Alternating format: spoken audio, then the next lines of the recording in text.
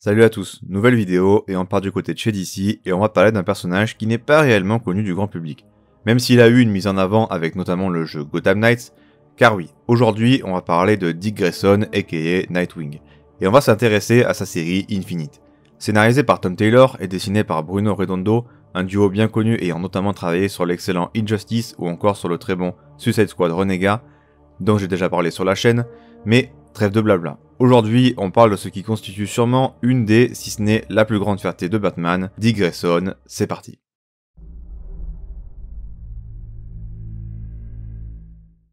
Nightwing est enfin de retour et il a la ferme intention de reprendre son rôle de sentinelle au cœur de sa ville d'adoption, Blüdhaven. Ses concitoyens viennent cependant d'élire un nouveau maire au nom bien familier, un certain Zucco.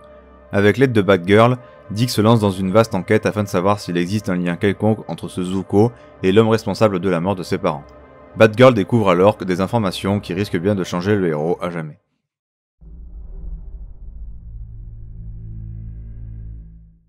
Alors, légère remise en contexte. Ce run est donc un run DC Infinite, la période qui suit le DC Rebirth. On est donc plus sur une suite de runs qu'un début, mais ça reste quand même un vrai renouveau car on a un nouveau duo scénariste-dessinateur qui arrive sur le titre, après un événement qui va en gros faire redémarrer Nightwing. Ça se passe également donc après Joker War, qui aura quand même pas mal bousculé l'univers de Batman et de ses alliés. Mais pas d'inquiétude, si vous vous sentez perdu, on a un très bon récapitulatif des derniers événements de Nightwing pour remettre le personnage en place dans la chronologie dans l'édition d'Urban. Le comics commence par une sorte de petit flashback très cool exposant parfaitement les traits de caractère principaux de Nightwing. Sa relation avec Barbara Gordon, son passé bien sûr avec la mort de ses parents, mais aussi sa relation avec James Gordon et surtout avec Alfred. Bref, c'est idéal pour commencer le personnage car en 2 pages il est parfaitement mis en place pour quelqu'un qui n'a jamais lu de comics le concernant, mais de manière générale, le tome fait un super taf en ce qui concerne le retour en images sur la vie de Nightwing avant ce tome, pour faire en gros une sorte de résumé pour que personne ne se sente perdu. Ensuite, on est directement dans un autre flashback, où on voit la première rencontre entre Barbara Gordon et Nightwing dans un super moment. Le comic s'enchaîne ensuite en passant au présent où Nightwing va recueillir un petit chien trop mignon et après ça, Nightwing venant de toucher un héritage de quelqu'un qui, du coup, meurt dans Batman Rebirth, mais je ne vais pas vous dire qui c'est, donc spoiler. Il va tenter donc de faire bouger les choses en grand pour Blüdhaven qui ressemble beaucoup à Gotham. Il va donc essayer de trouver des solutions sur comment utiliser tout cet argent dans le but de rendre Blüdhaven la meilleure ville possible.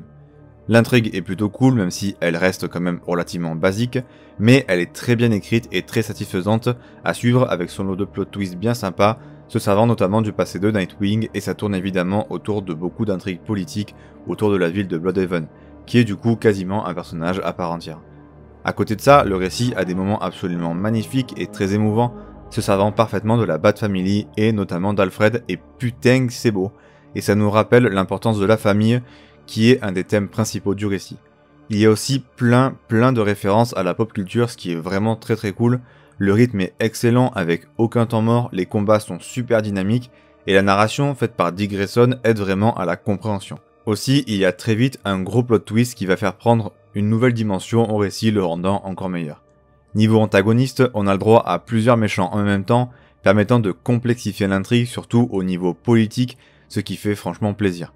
À côté de ça, le récit est vraiment feel good et ça me fait vraiment penser au Hawkeye de David Aja et Matt Fraction. Dans tous ses bons aspects, dans le sens où c'est un récit sur un personnage plutôt secondaire, qui est hyper abordable, qui fait vraiment passer un super moment dans bien des aspects, en plus d'être une excellente histoire qui rend parfaitement hommage au personnage principal, ici Nightwing. C'est en fait un excellent comics qui sait parfaitement ce qu'il est supposé faire et qui le fait parfaitement. Franchement, je vous conseille fort, c'est un super comics.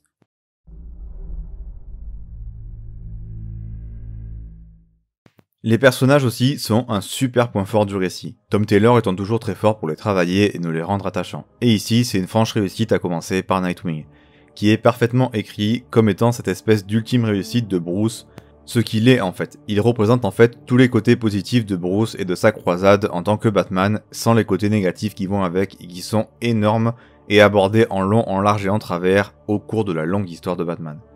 Ensuite, on comprend d'où vient cette capacité qu'a toujours eu Nightwing à faire face aux dangers pour aider les gens et sa capacité à être très résistant à la peur.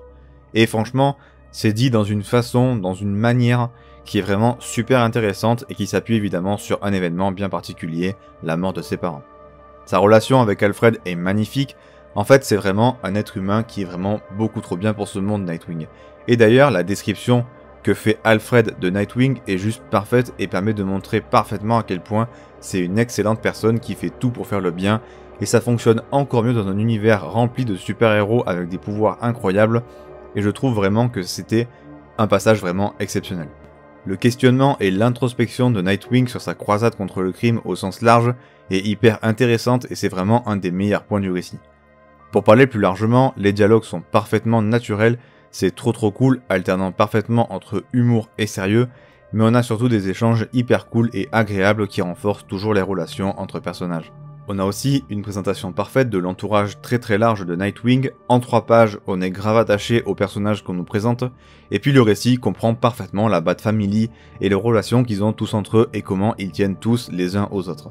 Les méchants sont plutôt cool et ont le droit à une vraie bonne intro, et je le répète encore, mais la qualité des dialogues, bordel, la qualité des dialogues qui sont en plus renforcés par l'univers déjà préétabli, c'est très fort. En fait, c'est très compliqué d'arriver à expliquer pourquoi les dialogues sont bons.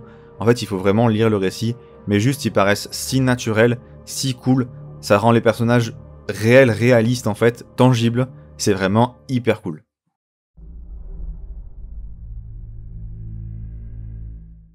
Alors au dessin, comme j'ai déjà dit, on retrouve Bruno Redondo, et bordel, Bruno Redondo, quel crack! Comme je l'ai dit, il a l'habitude de travailler avec Tom Taylor, notamment dans Injustice ou Suicide Squad Renega, entre autres. Déjà, première chose, la fluidité de ses cases lors des scènes d'action est juste hallucinante. C'est vraiment incroyable.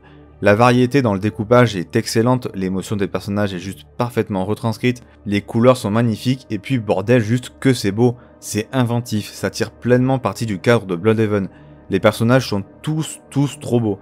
Bruno Redondo se régale à faire ce qu'il veut comme page, et c'est parfait. Et c'est aussi le changement très léger qu'il y a de visuel, notamment lors des flashbacks, que je trouve super pertinent, que je tenais à notifier.